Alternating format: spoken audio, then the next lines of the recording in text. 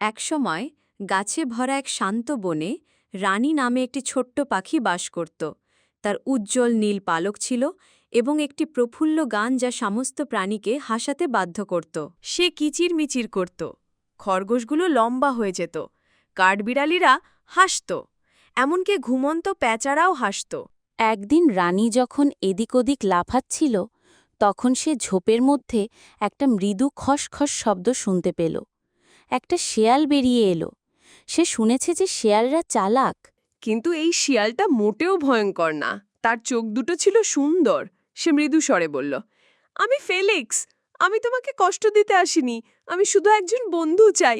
রানী চোখ পিটপিট করে বলল, বন্ধু? কিন্তু শিয়ালের কি পাখি তাড়া করা উচিত নয়?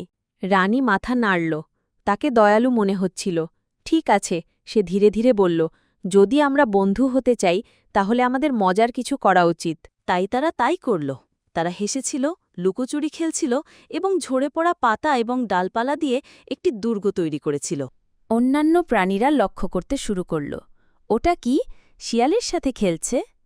কাঠবিড়ালিরা ফিসফিস করে বলল, হয়তো সে এতটা ভয়ঙ্কর নয়। তারপর থেকে বনটি আরও উজ্জ্বল হয়ে উঠল।